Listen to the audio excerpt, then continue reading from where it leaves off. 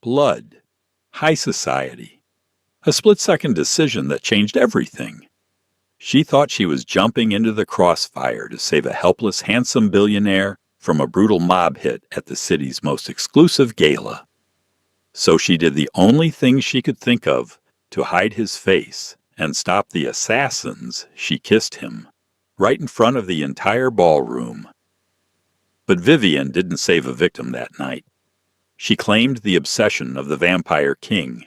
The Belvedere Hotel stood like a Gothic fortress against the driving rain of the city, its gargoyles staring down at the line of sleek bulletproof luxury vehicles pulling into the valet queue. Inside the grand ballroom, Vivian Carmichael nervously adjusted the starched collar of her black catering uniform. She was 24, drowning in the crushing weight of her late father's medical debts, and exhausted to her very bones. But tonight she was supposed to be invisible. Remember the rules. Richard Harrison, the strict hawk-nosed event manager for Silver Tray Catering, hissed as he paced before the line of servers in the kitchen. The guests at the Harrington Foundation Gala are private, ultra-private. You do not speak to them unless spoken to. You do not ask for autographs. And above all else, you do not look them directly in the eyes. Keep your gaze on their glasses. Fill them and vanish. Do I make myself perfectly clear? Yes, Mr. Harrison, the staff murmured in unison. Vivian shared a nervous glance with her coworker Chloe Adams. Chloe had been the one to get Vivian this gig. It paid a ridiculous $500 an hour, enough to keep the bank from foreclosing on her tiny apartment for another month. Vivian had assumed the high pay was simply because these were eccentric billionaires, politicians, and oil tycoons who valued absolute discretion. She had no idea how deeply terrifying the Harrington Foundation's guest list truly was. Pushing through the swinging brass doors, Vivian stepped into the opulent ballroom, and the air instantly felt heavier, as if the atmospheric pressure had suddenly dropped. The room was a masterpiece of Gilded Age architecture, dripping with crystal chandeliers and draped in heavy crimson velvet. A string quartet played a haunting, melancholic piece in the corner, but the music barely masked the low, predatory hum of conversation as she moved gracefully through the crowd, offering flutes of expensive champagne and dark viscous red wine from her silver tray. Vivian couldn't help but notice the strange atmosphere. The guests were impossibly beautiful, their skin possessing an almost porcelain perfection, yet their eyes held an ancient, chilling coldness. Some were dressed in modern haute couture. Others wore tailored suits that seemed to echo Victorian elegance, but it was a group of 4 men standing near the grand marble staircase that made the hairs on the back of Vivian's neck stand up. Unlike the other guests who glided across the floor with eerie grace, these men were rigid, their eyes darting their shoulders tense. The leader, a ruggedly handsome man with a jagged scar cutting across his jawline, whom Vivian would later learn was named Grayson Pierce, kept touching the inside of his tuxedo jacket. Vivian slipped behind a towering ice sculpture to refill her tray, her hands shaking slightly. From her hidden vantage point, she could hear Grayson muttering to his companions. "He's isolated by the eastern balcony. No guards." Grayson whispered, his voice a gravelly rasp. "The moment the quartet finishes the movement, we flank him. Keep the silver concealed until the final second. 1 strike to the chest. We take the head, and the Montgomery line falls tonight." Vivian's breath hitched in her throat. Silver strike to the chest. Take the head. Panic flared in her chest. This wasn't a corporate takeover or a petty rivalry. This was an assassination. Her mind immediately flashed back to a dark alley 3 years ago, the mugging that had taken her older brother's life while people walked by doing nothing. Not again, she thought, her pulse pounding in her ears. I am not watching another person get murdered. She peeked around the ice sculpture, following Grayson's cold, calculated stare to the eastern balcony. There stood the target. Cassian Montgomery. He was leaning casually against the marble balustrade, swirling a glass of deep red liquid. He was without question the most breathtaking man Vivian had ever seen. He had raven black hair swept elegantly back, high aristocratic cheekbones, and an aura of absolute authority that seemed to part the crowd around him. He wore a midnight blue bespoke suit that clung to his broad shoulders.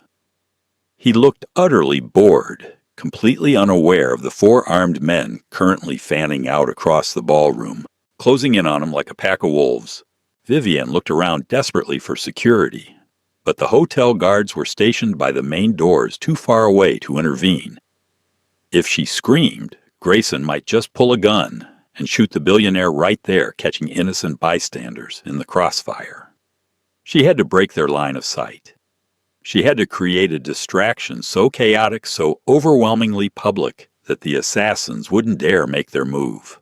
I'm going to lose my job. Vivian thought her heart hammering against her ribs like a trapped bird. I'm going to lose my job. I'm going to be blacklisted, and I might get arrested. But as Grayson reached into his coat, the silver gleam of a jagged, terrible weapon catching the chandelier's light, Vivian stopped thinking. Adrenaline flooded her veins. She gripped her silver tray, stepped out from the shadows, and walked directly toward Cassian Montgomery. The string quartet's tempo began to build the cellos, drawing out long, tense notes that perfectly matched the frantic rhythm of Vivian's heart. She crossed the ballroom floor, her black flat silent against the polished marble. 10 yards. 5 yards. Grayson and his men were mere steps away from Cassian now. They had formed a half-circle boxing the tall billionaire into the corner of the balcony. Grayson's hand was fully inside his jacket, his eyes locked onto Cassian's chest. Cassian took a slow sip of his drink, his gaze fixed on the storm raging outside the tall arched windows. He looked completely defenseless. 3 yards. 2 yards. "Excuse me, sir," Vivian said. Her voice was meant to be loud, but it trembled, nearly swallowed by the music and the chatter. Cassian didn't even turn his head. He ignored her as one might ignore a passing shadow. Grayson took a decisive step forward, his jaw setting with lethal intent. Vivian had no time left. She let go of the silver tray. It hit the marble floor with a deafening, resounding crash that shattered the elegant hum of the ballroom. Several crystal glasses shattered, sending a spray of expensive champagne and shards of glass across the floor. The entire room froze. The string quartet missed a beat. Grayson and his men flinched their heads, snapping toward the noise. Cassian Montgomery finally turned a flicker of genuine annoyance crossing his flawlessly sculpted features. His eyes, a startling, mesmerizing shade of dark violet, almost black, met Vivian's. For a microsecond, the sheer intensity of his stare nearly paralyzed her. It felt like standing at the edge of a bottomless abyss, but she couldn't stop now. The entire ballroom was watching. Grayson was frozen, his hands still hovering inside his coat, suddenly acutely aware of the hundreds of eyes and potential cell phone cameras now directed at their corner of the room. Vivian took the final step, closing the distance between herself and the billionaire.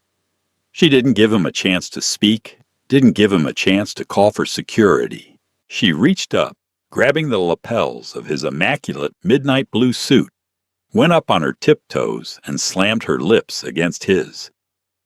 A collective gasp echoed through the Belvedere ballroom. The moment their lips met, Vivian felt a violent electric shock course through her entire body. Cassian was freezing cold. His skin felt like marble left out in the winter snow, yet the contact sent a searing, unimaginable heat straight to her core.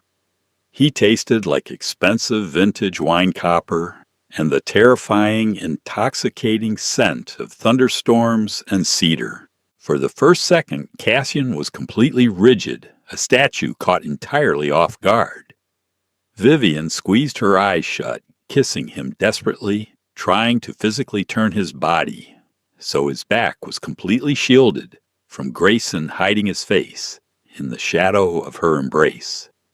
Just play along, she prayed internally. Please, you arrogant idiot, just play along so they don't murder you. Then everything shifted. Cassian didn't just play along. He took over. A large, impossibly strong hand came up to grip the back of her neck, his long fingers tangling in her messy bun, holding her in place.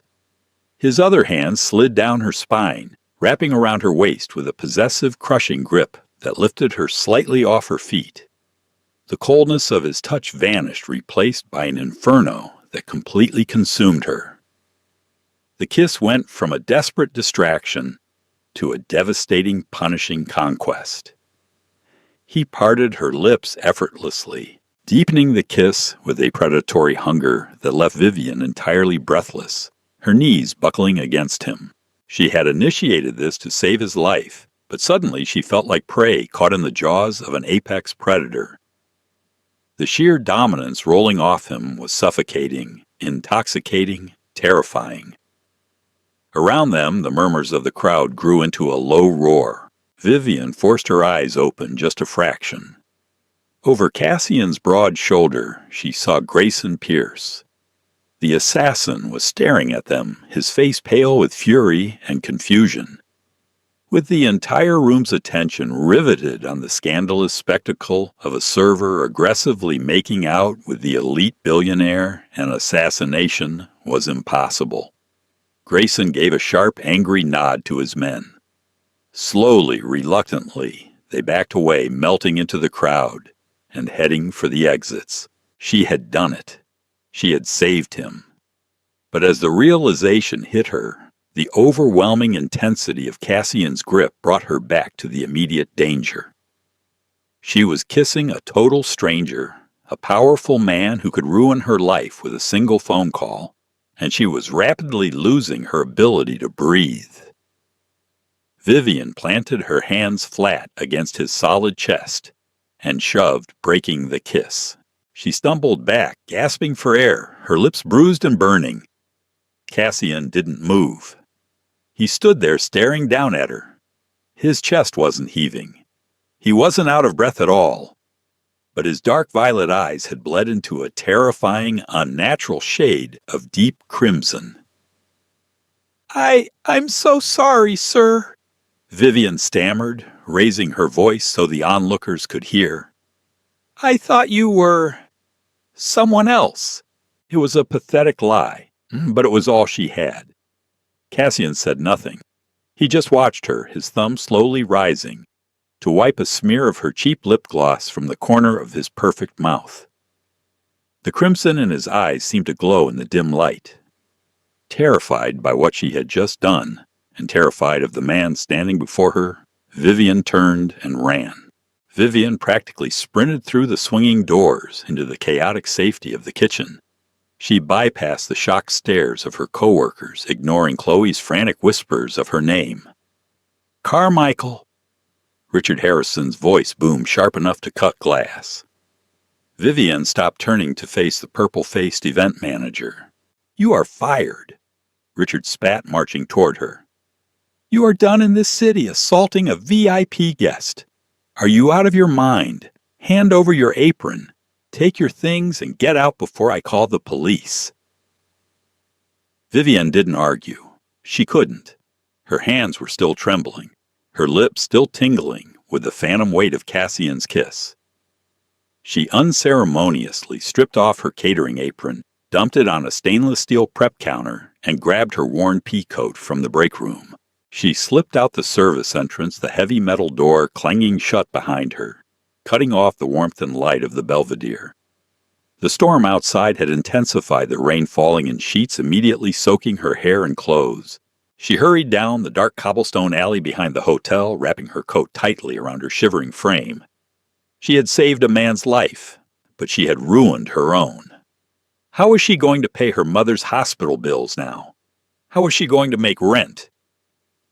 Tears of frustration mingled with the freezing rain on her cheeks. Suddenly, a pair of blinding headlights flicked on at the end of the alley. Vivian stopped dead in her tracks. A massive, sleek black Rolls-Royce Phantom was idling, blocking the only exit to the street. The engine purred with a low, menacing growl.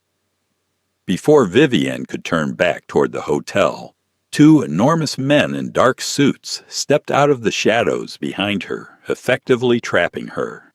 The closest one, a hulking man with a shaved head and terrifyingly pale eyes, stepped forward. "Miss Carmichael," Declan said, his voice deep and rumbling, "please get in the car. How do you know my name?" Vivian backed up, her spine hitting the wet brick wall of the alley. "I don't have any money. Leave me alone." "It wasn't a request," Declan replied softly. He moved with a speed that defied human physics. 1 second, he was 10 feet away. The next, his massive hand was clamped firmly but gently around her upper arm. He didn't hurt her, but the sheer immovable strength in his grip was undeniable. Vivian tried to scream, but Declan smoothly placed a hand over her mouth, pulling her toward the Phantom. The rear door swung open on its own. Declan deposited her into the luxurious, leather-scented darkness of the back seat, shutting the heavy door behind her. Vivian scrambled to the opposite door, pulling frantically at the handle. It was locked. "I wouldn't bother," a smooth velvet voice murmured from the shadows beside her. Vivian froze. The temperature in the car plummeted, her breath visible in the air. Sitting in the corner of the spacious back seat, barely illuminated by the passing street lights, was Cassian Montgomery. He was still wearing the midnight blue suit, immaculate and entirely dry, as if the rain hadn't dared to touch him. In one hand, he held a crystal glass of the dark red liquid he had been drinking inside. "You," Vivian breathed, pressing her back against the door. "Listen, I saved your life in there. Those men, Grayson Pierce and his thugs, they had weapons. They were going to kill you. I only kissed you to create a distraction. You should be thanking me, not kidnapping me." Cassian swirled the liquid in his glass. A low, dark chuckle vibrated in the tight space of the car. It wasn't a warm sound. It was the sound of a predator amused by its prey. "Saved my life," Cassian repeated, leaning forward. The streetlights caught his face, and Vivian gasped. His eyes were entirely crimson, now glowing with a terrifying ancient power. "Is that what you thought you were doing, little bird?" "I heard them," Vivian insisted, her voice breaking. "They said they had a silver stake. They were going to take your head. They were going to try." Cassian corrected smoothly, his voice, dropping an octave, slipping into her mind like a physical weight. "Grayson Pierce is a rogue hunter. He and his pathetic faction broke a century-old treaty by stepping foot in my territory. I allowed them into that ballroom tonight so they would make an attempt on my life in public. Under the laws of my kind, their strike would have given me the legal right to slaughter every last one of them and their families." Vivian stared at him, her mind struggling to process the impossible words. Hunters, treaty, my kind. Cassian set his glass down. He moved so fast it was a blur. Suddenly, he was hovering inches from her face, crowding her against the car door. The scent of ozone cedar and blood filled her senses. "I had a trap perfectly laid, Vivian," he whispered, his cold breath brushing against her bruised lips. "And then a brave, foolish little human in a cheap uniform threw herself into the middle of it. You didn't save me. You ruined my execution." I didn't know." Vivian whimpered, a profound primal terror seizing her heart. Cassian smiled. It was a beautiful, devastating expression.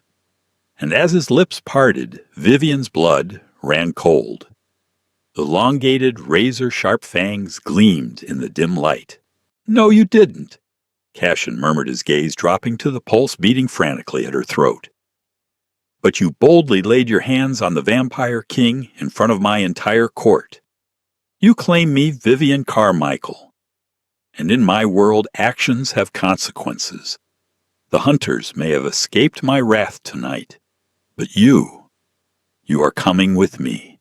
Before Vivian could scream, the Rolls-Royce accelerated into the rainy night, carrying her far away from the human world and deep into the merciless domain of the king. The heavy tires of the Rolls-Royce Phantom crushed the gravel beneath them, the sound echoing like breaking bones in the dead of the night. Vivian remained pressed against the freezing leather of the car door, her eyes darting frantically out the window. They had left the glowing skyline of the city hours ago, driving deep into the secluded, heavily forested regions of the Hudson Valley. Through the relentless downpour, massive wrought iron gates materialized from the darkness. They were easily 30 feet high, crowned with sharp iron spikes that looked menacingly like spears. As the Phantom approached, the gates groaned open, automatically revealing a winding driveway lined with ancient twisting oak trees. At the end of the drive sat a sprawling, terrifyingly magnificent estate. It was a chaotic blend of Gothic architecture and modern brutalism, towering turrets of dark gray stone, seamlessly integrated with massive walls of bulletproof tinted glass. It looked less like a home and more like an impenetrable fortress designed to keep the world out, or perhaps to keep something monstrous locked within. The car glided to a halt beneath a grand portico. Declan, the hulking driver who moved with supernatural silence, opened Vivian's door. The cold night air whipped her wet hair across her face. "Out!" Cassian's voice commanded, from the shadows of the back seat. It was not a request. It was a decree issued by a monarch. Vivian's legs trembled violently as she stepped onto the polished cobblestones. She felt small, insignificant, and entirely out of her depth. She was a 24-year-old girl who clipped coupons to afford instant ramen, and she had just been abducted by an immortal billionaire.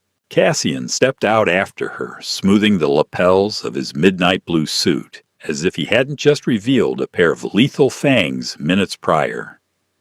He didn't look at her as he strode toward the towering mahogany double doors of the estate, expecting her to follow. When she hesitated, Declan gently but firmly nudged her forward. Inside the foyer was a masterclass in intimidating wealth. The floors were black marble, reflecting the light of a massive cascading baccarat crystal chandelier. To the left, an original Picasso hung casually above a 17th-century French console table. To the right, a custom Steinway grand piano sat in silent elegance. Yet despite the opulent furnishings, the air inside the estate was stiflingly cold, devoid of the warmth of human life. "Where am I?" Vivian demanded, finding a shred of her courage. Her voice echoed sharply off the marble walls. "You can't just keep me here. Kidnapping is a federal crime. I'll go to the police. I'll tell them everything." Cassian paused at the base of a sweeping dual staircase. He slowly turned to face her, his violet eyes now stripped of their terrifying crimson glow, appraising her with a mixture of amusement and pity. "The police," Cassian repeated softly, the corners of his mouth twitching upward. "Little bird, I own the police commissioner. I fund the campaigns of the mayor, the governor, and 3 federal judges in this district. If you walked into a precinct and babbled about vampires and assassins, they would politely escort you to a psychiatric ward at Bellevue Hospital, funded by a shell corporation that I also control. You are entirely out of your jurisdiction." Vivian swallowed hard, the harsh reality of his words sinking in. "Then what do you want from me? You said I ruined your trap. Fine. I apologize. Let me go back to my miserable life, and you can go back to whatever it is you do." "It is not that simple," Cassian said, his tone darkening as he descended one step, closing the distance between them. Our world operates on a strict ancient code of laws. Secrecy is our paramount directive, but possession is our religion. Tonight at the Harrington Foundation Gala, surrounded by the most powerful syndicate leaders of the Eastern Seaboard, you kissed me. It was a distraction. It was a claim. Cashin corrected, his voice dropping to a dangerous vibrating baritone. In vampire society, a human who publicly initiates such profound physical contact with a sovereign is declaring herself as his blood-bound thrall, his consort, his exclusive property. Vivian recoiled, her stomach churning. I am not property. I belong to no one. Tell that to Grayson Pierce, Cashin countered smoothly. Grayson is not just a rogue hunter. He is an opportunist. By marking yourself as mine, you have painted a massive glowing target on your own back. To the hunters, you are now the vampire king's weakness, a hostage they can use to force my surrender. If I let you walk out those doors tonight, Grayson will have you bound in the back of an unmarked van before you reach the Manhattan city limits. He will torture you for days to learn the secrets of my security. And when he realizes you know nothing, he will mail you back to me in pieces. The color drained completely from Vivian's face. She remembered the cold, dead look in Grayson's eyes just before she had dropped the silver tray. Cassian wasn't lying to frighten her. He was stating a simple, brutal fact. So, I'm a prisoner here. Vivian whispered, tears finally spilling over her lashes. I saved your life, and my reward is a life sentence in a gilded cage. Cassian reached out his cool, marble-like fingers, gently catching a tear as it tracked down her cheek. The touch sent a jarring electric jolt straight to her heart. You are not a prisoner, Vivian. You are an employee, and we are going to negotiate the terms of your new contract. Cassian led Vivian into a sprawling dual-level library that smelled of aged parchment leather bindings and a faint metallic hint of blood. He gestured for her to sit in a plush velvet wingback chair near a roaring fireplace that did little to combat the room's chill. He walked to a heavy oak desk, picked up a sleek encrypted tablet, and tapped the screen a few times before tossing it onto the small table beside Vivienne. Vivian Rose Carmichael. Cassian began pacing slowly before the fire, his hands clasped behind his back. 24 years old, bachelor's degree in art history from NYU, a pursuit you abandoned to work 3 separate minimum wage jobs. You reside in a dilapidated, rent-controlled apartment in Queens that is currently 2 months in arrears. Vivian stared at him, her heart pounding. You investigated me. I am a king. I investigate everyone who steps within 5 feet of me, Cassian replied dryly. But let us address the more pressing matters. Mount Sinai Hospital. A staggering sum of $450,000 in outstanding medical debts, accrued over 3 years of aggressive experimental chemotherapy for your late father. Vivian flinched as if she had been struck. The memory of her father wasting away in that sterile hospital room, begging her not to take on the financial burden, hit her like a physical blow. Stop, she whispered, her voice trembling. Don't talk about him. Cassian ignored her plea, his gaze relentless.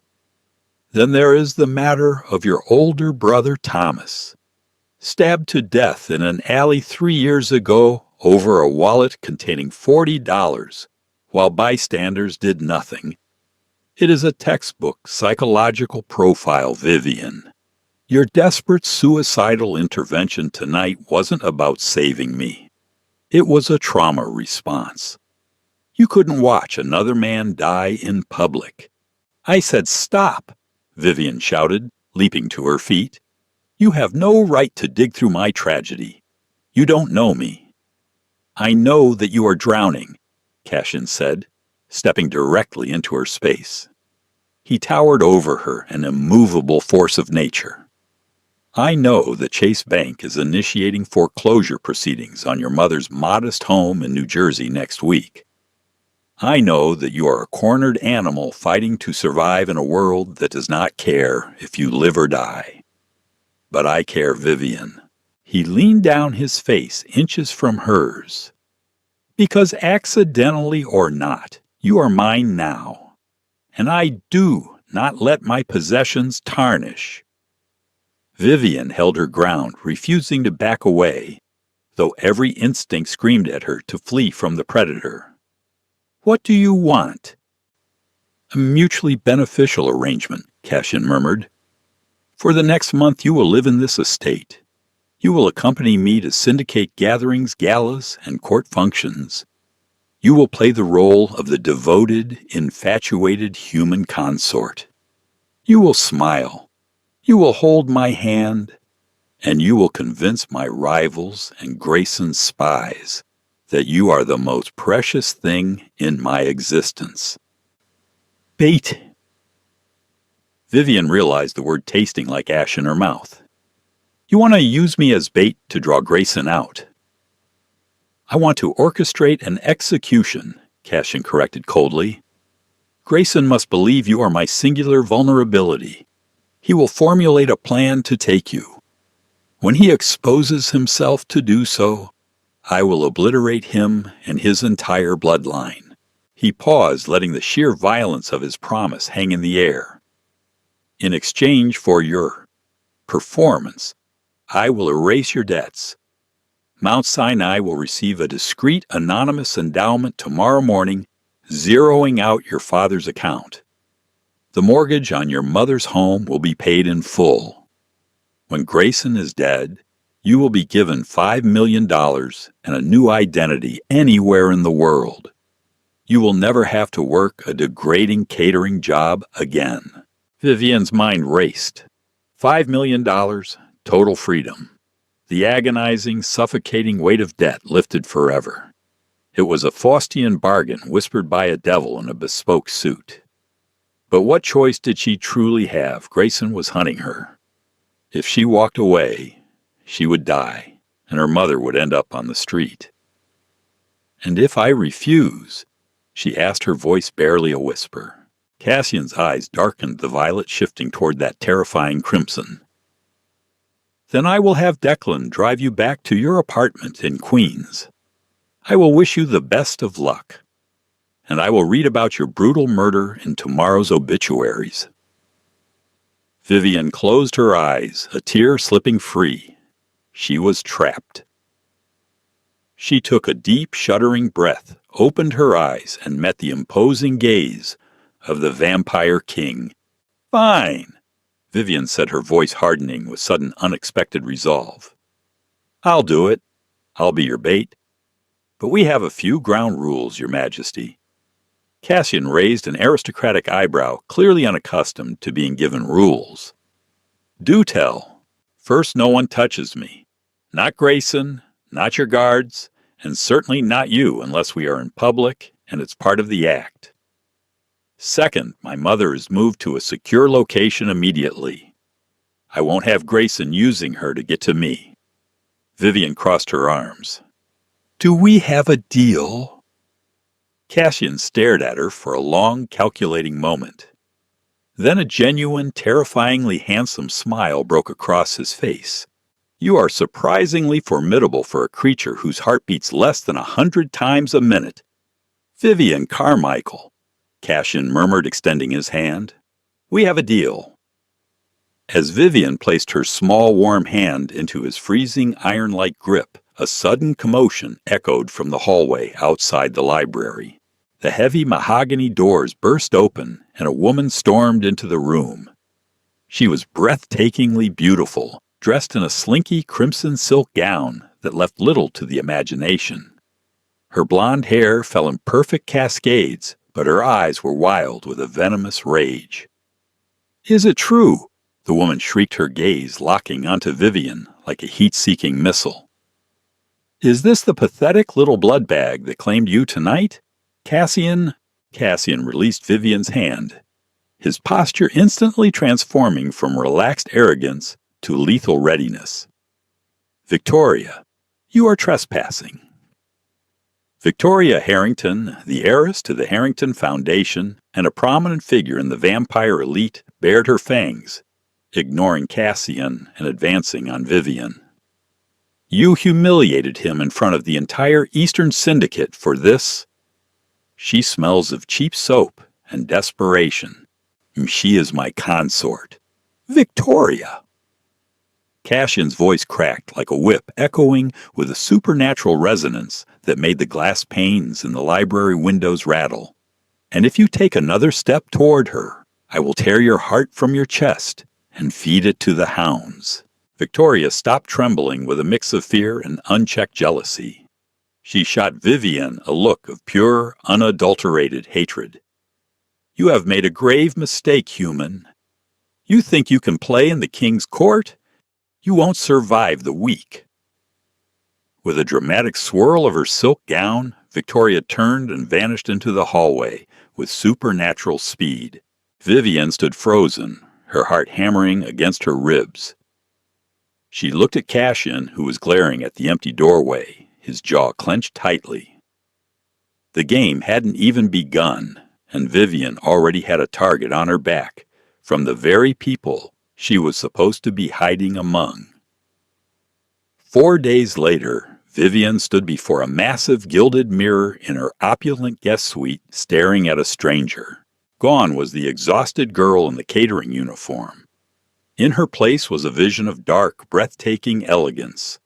A team of silent, efficient stylists had spent the last 3 hours preparing her for the annual Masquerade of Thorns, a highly exclusive, centuries-old gathering of the vampire syndicates held at the sprawling Guggenheim Museum in Manhattan, which Cassian had rented out in its entirety. She wore a custom-fitted, obsidian black Dior gown that clung to her curves before flaring out into a dramatic sweeping train. The bodice was embroidered with thousands of tiny jet-black crystals that caught the light like broken glass. Around her neck sat a heavy vintage Cartier necklace featuring a single massive teardrop ruby that rested perfectly in the hollow of her throat, a stark visual representation of a drop of blood. You look acceptable, a smooth voice murmured from the doorway. Vivian turned to see Cassian leaning against the doorframe. He was dressed in a razor-sharp black tuxedo, a silver masquerade mask resting loosely in his hand. For a fleeting second, Vivian thought she saw a flicker of genuine awe in his violet eyes, but it vanished as quickly as it appeared, replaced by his usual guarded arrogance. I look like an expensive sacrifice, Vivian retorted, adjusting the heavy ruby. Which is fitting, considering what we're doing tonight. Cassian stepped into the room, his silent strides closing the distance between them.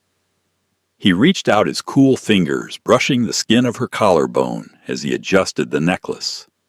Vivian sucked in a sharp breath, her body instinctively reacting to the electric jolt of his touch. Remember the rules of our arrangement, Cassian said softly, his face perilously close to hers. Tonight you are hopelessly devoted to me. You do not leave my side.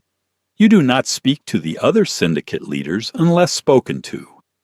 And above all, you do not show fear. They can smell fear, Vivian. It intoxicates them. He handed her a delicate black lace mask. Put this on. Let the game begin. The Guggenheim was unrecognizable. The stark modern white walls had been draped in heavy dark velvet. The spiraling ramp of the museum was lined with hundreds of flickering black candles, casting long, eerie shadows across the faces of the immortal elite. The moment Cassian and Vivian entered the grand atrium, a heavy silence fell over the room. Hundreds of pairs of predatory eyes snapped toward them. Vivian's heart hammered a frantic rhythm against her ribs, but she forced her chin up, hooking her arm elegantly through Cassian's. "Breathe, little bird," Cassian murmured, leaning down to press a soft, possessive kiss against her temple. To the onlookers, it looked like a gesture of profound affection. To Vivian, it was a tactical maneuver designed to assert his ownership. "You are doing perfectly." As they descended the ramp, a path naturally cleared for them. Whispers hissed through the crowd, like slithering snakes. Vivian caught fragments of conversations in languages she couldn't understand, but the tone of outrage, curiosity, and jealousy was universal. They reached the ground floor, where the most powerful syndicate leaders were gathered, holding crystal glasses of dark, thick blood. Among them was Victoria Harrington, wearing a silver mask that failed to hide the venomous glare she directed at Vivian. Cassian, a tall, distinguished vampire with silver hair and a sharp, aristocratic profile, stepped forward. He wore an intricately embroidered Victorian coat. "We were surprised to receive your decree. A human consort and a spontaneous claiming at a public gala. It is highly irregular." "Irregularity is the privilege of the King Lord Alistair," Cassian replied smoothly, pulling Vivian flush against his side. Vivian captured my attention. I decided to keep her. "Is there an issue?" Alistair's eyes darted to Vivian, lingering on the pulsing vein at her neck. "No issue, my king. Only a fascination. She is quite beautiful. I wonder, does she taste as exquisite as she looks?" Vivian stiffened, a surge of panic rising in her chest. Before Cassian could respond, a sudden chaotic commotion erupted near the entrance of the museum. The heavy oak doors shattered inward, sending splinters of wood flying across the marble floor. The music violently cut off. The vampires in the atrium hissed their fangs, descending instantly. Through the ruined doorway marched Grayson Pierce, flanked by 24 heavily armed hunters. They carried assault rifles loaded with silver hollow-point bullets and lethal high-powered UV light cannons. "Cassian Montgomery," Grayson's rough voice boomed over the chaos. "Your reign ends tonight." Cassian's grip on Vivian's waist tightened to the point of bruising. "He took the bait faster than I anticipated." Cassian muttered, his eyes flashing a brilliant, terrifying crimson. "Kill them all," Grayson roared, raising his rifle. "But leave the human girl. She is our ticket out." Gunfire erupted. The deafening roar of automatic weapons filled the cavernous museum. Chaos descended instantly. Elegant vampires shrieked, moving in blurs of terrifying speed, lunging at the hunters. Silver bullets tore through the air, shattering priceless sculptures and ripping into immortal flesh. "Stay behind me," Cassian commanded, shoving Vivian behind a thick marble pillar, just as a barrage of bullets rained against the stone, sending chips of marble flying into her hair. Vivian pressed her hands over her ears, terrified. The violence was overwhelming. She watched in horror as Declan Cassian's massive driver tore a hunter's head off with his bare hands, only to be blasted backward by a blinding beam of concentrated UV light. Suddenly, a hand clamped down on Vivian's arm, yanking her viciously out from behind the pillar. She screamed, expecting to see a hunter. Instead, she found herself staring into the hate-filled eyes of Victoria Harrington. "If the king falls tonight, it will be because of you." Victoria hissed, her fangs fully extended, dripping with venom. "I won't let a pathetic human destroy our syndicate." Victoria shoved Vivian violently backward, straight into the open sightline of Grayson Pierce. Grayson's eyes locked onto Vivian.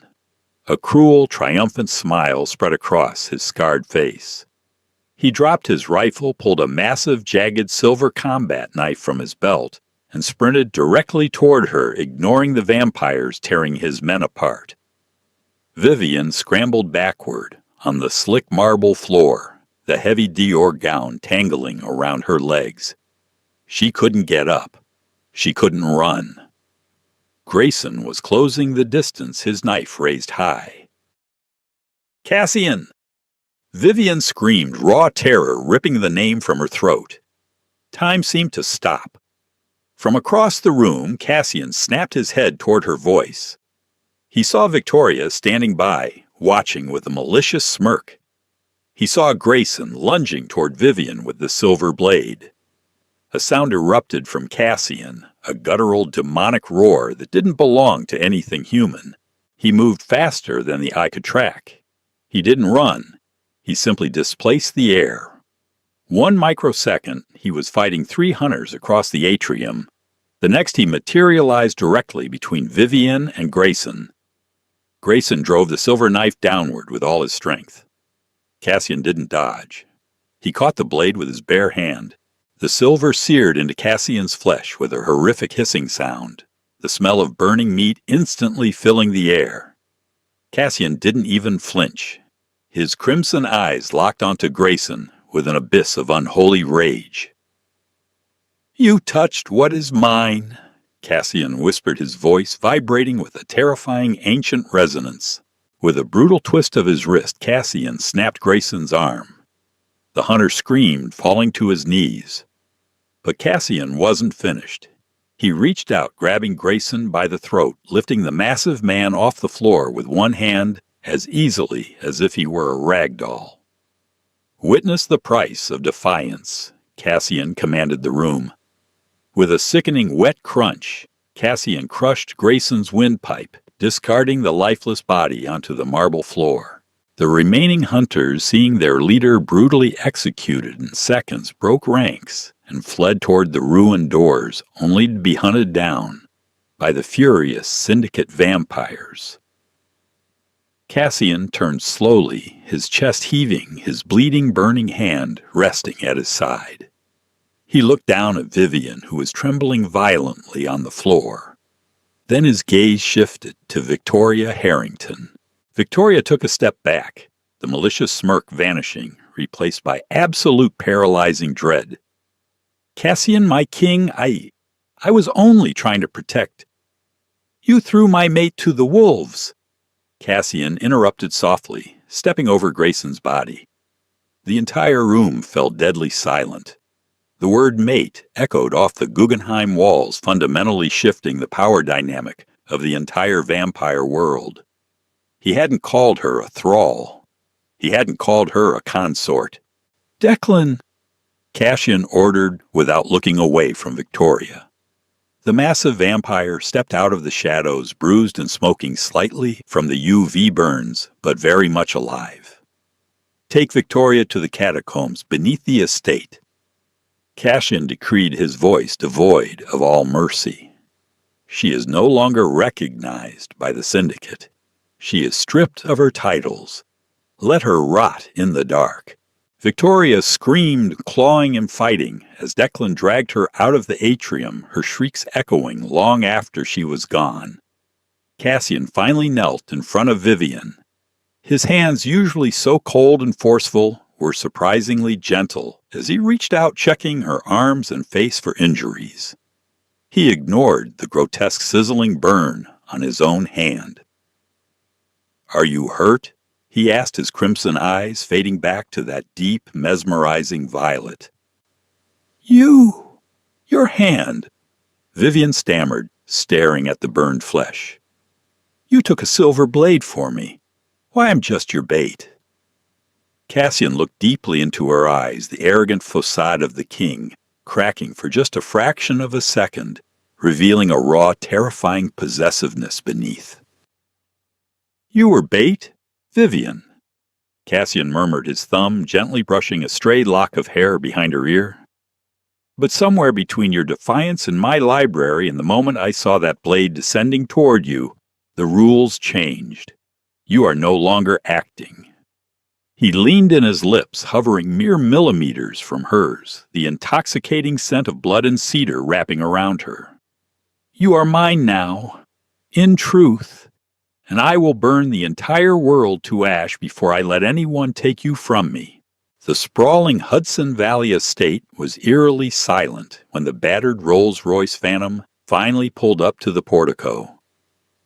The storm had passed, leaving behind a heavy, suffocating fog that clung to the ancient oak trees.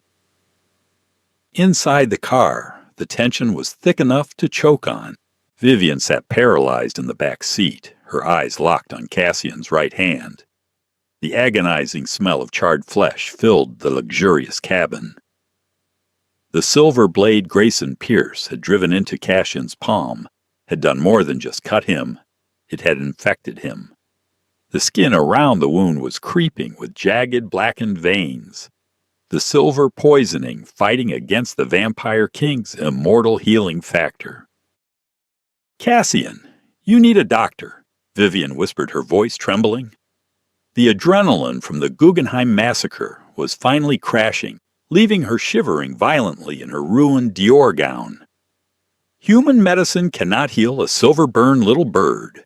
Cassian rasped, his eyes closed, his head resting against the plush leather. His usually flawless marble-pale skin was slick with a feverish sweat. "It must run its course. The venom of the hunters is designed to rot us from the inside out." Declan hauled the heavy car door open, his own face battered from the UV blasts, and helped his king out of the vehicle. Vivian scrambled out after them, her high heels discarded somewhere in the chaos of the museum. Barefoot, she followed the two massive vampires through the grand foyer and down a long, dimly lit corridor she hadn't explored before. They entered a state-of-the-art medical suite hidden beneath the estate's Gothic architecture. It was a jarring contrast, gleaming stainless steel heart monitors and glass cabinets filled with bags of dark red blood, all surrounded by 16th century stonework. Declan eased Cassian onto an examination table. "Leave us, Declan." Cassian ordered, his voice tight with suppressed agony. "Sire, the silver is spreading to your radial artery. You need sustenance to fight the necrotic tissue." Declan argued, his pale eyes flashing with deep concern. "Allow me to bring a blood donor from the village, or a reserve bag." "Bag blood is dead. It lacks the vitality to burn out silver poison." Cassian ground out, his jaw clenched. "And I will not have strangers in my sanctuary tonight. Secure the perimeter. Go." Declan bowed his head respectfully and vanished into the shadows, leaving Vivian alone with the wounded king. Vivian slowly approached the stainless steel table. Cassian looked terrifyingly vulnerable. The blackened veins were crawling slowly up his forearm, mapping out the destructive path of the silver toward his heart. "Why did you do it?" Vivian asked, her voice barely a breath. She reached out her fingers, hovering inches from his ruined hand, terrified to cause him more pain. "You are an immortal king. I am a 24-year-old girl with an art history degree and a mountain of debt. You could have dodged that blade and let Grayson kill me. It would have solved all your political problems." Cassian opened his eyes. They were no longer violet, but a deep, turbulent crimson. He stared up at the ceiling, his chest heaving with slow, agonizing breaths. "Do you know what a mate is?" "Vivian," he asked softly, the word echoing in the quiet medical wing. "Human lore romanticizes it. They think of soulmates as two halves of a whole destined to walk on beaches and hold hands. In the immortal world, a mate is not a romance. It is a biological imperative. It is an anchor to a soul that has lived in the dark for over 600 years. He turned his head to look at her, his intense gaze pinning her in place. "When you kissed me at the Belvedere Hotel, I felt a shift in my blood, a terrifying ancient recognition. I told myself it was just an anomaly. I told myself you were just a pawn to draw Grayson out. I investigated your life, your mother Margaret, your debts at Mount Sinai, your tragic brother, to convince myself you were just a fragile, broken human I could manipulate." Cassian reached up with his good hand cupping her cheek. His touch was burning hot with fever. "But when I saw that hunter's blade descending towards your chest, my heart, a heart that hasn't beaten out of fear in centuries, stopped. The thought of your blood spilling on that marble floor tore the sanity from my mind. You are my mate Vivian, my queen. The syndicate laws, the hunters, the centuries of tradition, none of it matters anymore. I would watch the world burn to cinders before I let a single scratch touch your skin. Vivian's breath caught in her throat. The sheer weight of his confession was overwhelming. This wasn't an act anymore. This was a terrifying, all-consuming devotion. And the most terrifying part of all, as she looked at the monster who had kidnapped her, she realized she felt the exact same way. She looked down at the black veins inching toward his elbow. Declan said you need living blood to heal the poison. Vivian, no Cassian, warned a low, dangerous rumble echoing in his chest. I am starved, and I am poisoned. If I taste your blood now in this state, I might not be able to stop. I could kill you. You won't, Vivian said with absolute certainty. She didn't hesitate. She stepped between his knees, lifted her wrists, and pushed her heavy jet-black hair over her shoulder, exposing the delicate, pulsing column of her neck. Take what you need, Cassian. Heal. Cassian groaned a sound of pure agony and desperate hunger. His crimson eyes locked onto her exposed throat. His fangs descended sharp and lethal, gleaming under the sterile fluorescent lights. If I hurt you, I will never forgive myself, he whispered, pulling her flush against his chest. Then don't hurt me, she whispered back, tangling her fingers into his raven-black hair. Claim me. Cassian buried his face in her neck. The moment his fangs pierced her skin, Vivian gasped, her back arching. It didn't hurt. Instead, a wave of euphoric, blinding heat rushed through her veins, a supernatural venom acting as a perfect anesthetic. She felt the heavy, rhythmic pull of him, drawing her blood, tying their lives together in a knot that could never be undone. As he drank, she watched the blackened veins on his arm slowly recede, the charred flesh of his palm knitting back together with impossible speed. The silver poison was evaporating under the sheer power of her life force. When Cassian finally pulled away, his fangs retracting, his eyes were wide and filled with a profound, awestruck reverence. He licked a single drop of crimson from her collarbone, sealing the wound with a kiss. My queen, he murmured, burying his face in her hair. Vivian held the vampire king in her arms, knowing there was no going back. But the peace of the night was a fragile illusion, and the shadows of the syndicate were already moving to tear her new world apart. 3 days had passed since the massacre at the Guggenheim. The immortal world was in a state of chaotic upheaval. The destruction of Grayson Pierce had temporarily silenced the rogue hunters, but Cassian's public declaration of a human mate had fractured the Eastern Syndicate.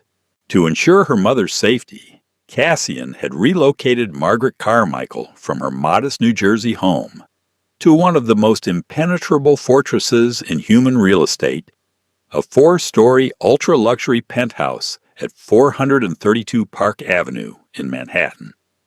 The building was heavily guarded by private mercenaries from Constellis, a real-world tactical firm Cassian had secretly bought out years ago. Vivian stood in the sprawling living room, the floor-to-ceiling windows offering a dizzying view of Central Park far below. She wore a tailored white cashmere sweater and dark jeans, but a heavy diamond-encrusted platinum ring rested on her left hand, a physical marker of the king's protection. Are you sure you're safe here, Mom? Vivian asked, pouring Earl Grey tea for Margaret, who sat on a velvet sofa staring at the skyline in mild shock. Vivian, sweetheart, there are men with assault rifles by the private elevators, Margaret said, shaking her head.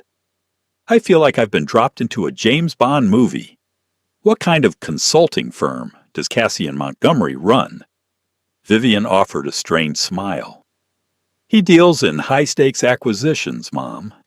He made enemies. But he paid off Mount Sinai. We're free. Before Margaret could ask more, the mahogany doors of the private elevator chimed. Vivian turned, expecting Declan. Instead, the polished steel doors slid open to reveal Lord Alistair. The silver-haired vampire aristocrat stepped out impeccably dressed in a bespoke gray suit. His red eyes were completely devoid of the polite warmth he had faked at the Masquerade of Thorns. Behind him lay the bodies of two heavily armed Constelli mercenaries. Vivian's blood ran ice cold. She immediately stepped in front of her mother. "How did you get up here?" "Human security is tragically susceptible to compulsion." Alistair sneered, the atmospheric pressure dropping as the room grew freezing cold. A few whispered words, and they handed over the override keys. "As for your loyal lapdog Declan, I had a dozen of my best enforcers ambush him. He is currently chained to a concrete pillar in the parking garage." "What do you want, Alistair?" Vivian demanded, moving her hand toward a small crystal clutch on the marble side table. "To correct a catastrophic error," Alistair said, pacing slowly across the Persian rug. "For 6 centuries, Cassian ruled with an iron fist. He was the perfect king. And then you, a fragile bleeding creature, stumbled into his path. A king with a mortal mate is a king with a fatal weakness. The Syndicate is panicking. You are a poison, Vivian, and it is my duty to amputate the infected limb." Margaret stood up, her voice shaking. "I'm calling the police." "Sit down, human, or I will paint the walls with your insides," Alistair snapped. "Cassian is currently in Albany dismantling the last of Grayson's hunter cells. He is 300 miles away. No one is coming to save you." "You think Cassian won't know it was you?" Vivian set her fingers brushing her clutch. "I brought a specialized UV explosive." Alistair chuckled, a cold rasping sound. "Once I have drained you of that exquisite blood he is so obsessed with, I will detonate it. The human authorities will rule it a gas leak. Cassian's mind will fracture, and I will challenge him for the throne." Alistair lunged. He moved with terrifying blurred speed, his clawed hands reaching for Vivian's throat. But Vivian wasn't the helpless girl in the catering uniform anymore. She had lived in the king's shadow, and she had learned how the monsters fought. As Alistair lunged, Vivian snatched the clutch, snapping it open. Inside wasn't pepper spray. It was a 6-inch pure silver combat dagger she had quietly taken from a dead hunter at the Guggenheim. Alistair crashed into her, knocking her backward over the glass coffee table. The glass shattered, slashing Vivian's arms. Alistair pinned her, his fangs bared, aiming for her jugular. With a scream of pure, desperate fury, Vivian drove her hand upward. She aimed for the soft, vulnerable flesh beneath his jaw. The silver dagger sank deep into Alistair's throat. A horrific bubbling shriek erupted from the aristocrat. The silver immediately began to sizzle and smoke, burning his flesh from the inside. He scrambled backward, clutching his throat, black blood spilling over his pristine suit. Vivian scrambled backward, her hands covered in his blood. She had bought herself seconds, but Alistair was ancient. He pulled the dagger from his neck with a sickening squelch. The wound was horrific, but the tissue was already attempting to knit itself together. His red eyes locked onto her with unhinged rage. "I am going to peel the flesh from your bones," Alistair hissed, raising the silver dagger to throw it. Suddenly, the massive reinforced glass window of the penthouse shattered inward with the force of a bomb. Wind and rain howled into the living room as a figure plummeted from the sky, landing with an earth-shattering crash that cracked the concrete floor. Cassian Montgomery stood amidst the falling shards of glass. His suit was torn, his eyes were glowing like dying stars, and an aura of absolute demonic fury rolled off his body. He hadn't taken the elevator. He had scaled the exterior of the building. "Alistair," Cassian whispered. The sound vibrated in the marrow of Vivian's bones. Alistair froze, dropping the dagger, sheer terror breaking his composure. "My king, it was a test of her strength." Cassian moved so fast the air snapped with a thunderous crack. He grabbed Alistair by the lapels and hurled him across the room. The ancient lord crashed through a marble pillar, the stone collapsing on top of him. Cassian planted a heavy boot on Alistair's chest, pinning him to the rubble. "You brought a weapon into my mate's sanctuary," Cassian said, his voice terrifyingly calm. "You threatened her mother. You thought my love for her made me weak." Cassian reached down, grabbing Alistair by the head. "Let me show you how strong my love has made me." With a violent, merciless twist, Cassian ripped Lord Alistair's head from his shoulders.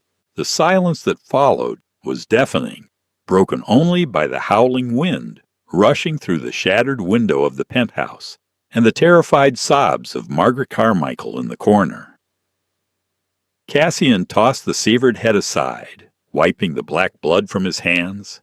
With a pristine white silk handkerchief he pulled from his ruined pocket.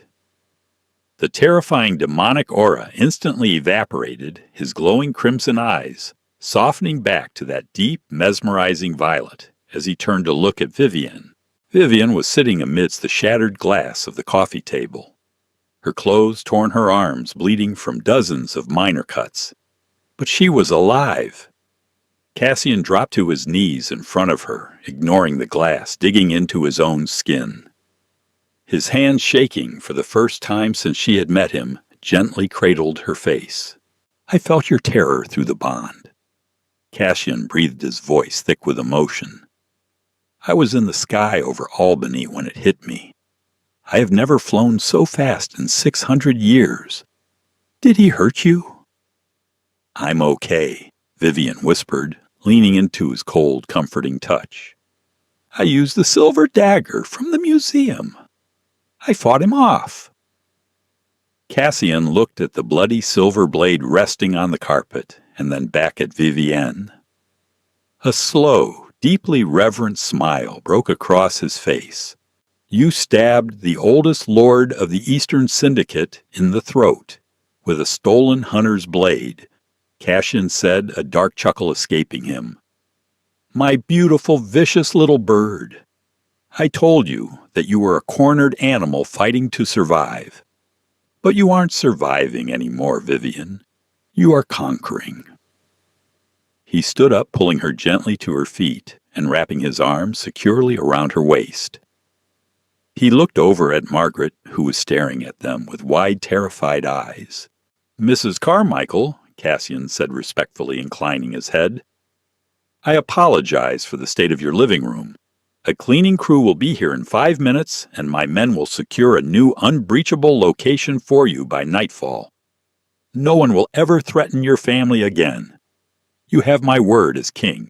Margaret swallowed hard, looking at the decapitated body, and then at the way the terrifying immortal billionaire was holding her daughter like she was the most precious object in the universe.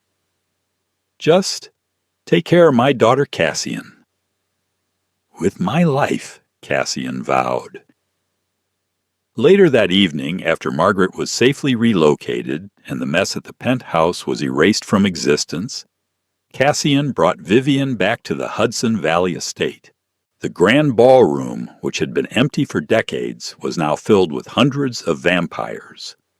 They were the remaining lords, ladies, and syndicate leaders from across the globe.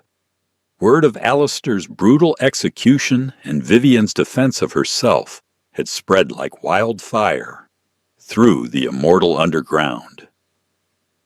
Cassian stood at the top of the grand, sweeping staircase, dressed in a flawless black velvet suit. He held his hand out.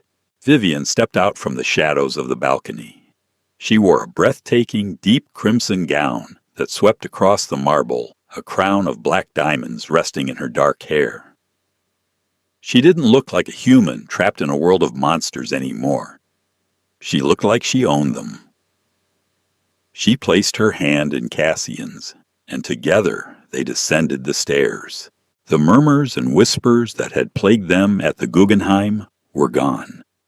Instead, as Cassian and Vivian reached the ballroom floor, every single immortal in the room, including the most arrogant ancient lords, dropped to one knee, bowing their heads in absolute submission. They had seen what happens to those who challenge the king's mate. Cassian pulled Vivian flush against him, wrapping his arm possessively around her waist for the entire world to see. He leaned down, his lips brushing against her ear. "You kissed a stranger to save him? Vivian." Cassian murmured, his fangs lightly grazing her pulse point, sending a shiver of pure electricity down her spine. "But you ended up saving yourself. You are my mate, my equal, my queen, for the rest of eternity."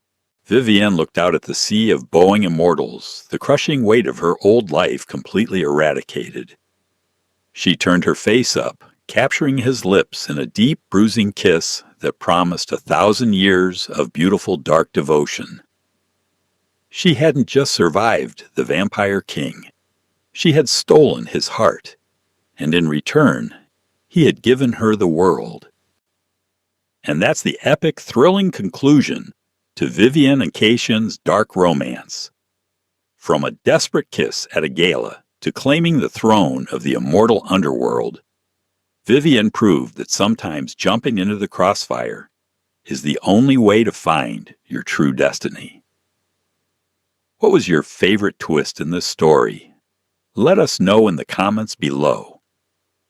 If you love this vampire drama and want to see more thrilling romance stories, don't forget to smash that like button, share this video with your friends, and hit subscribe so you never miss out on our next adventure. See you next time.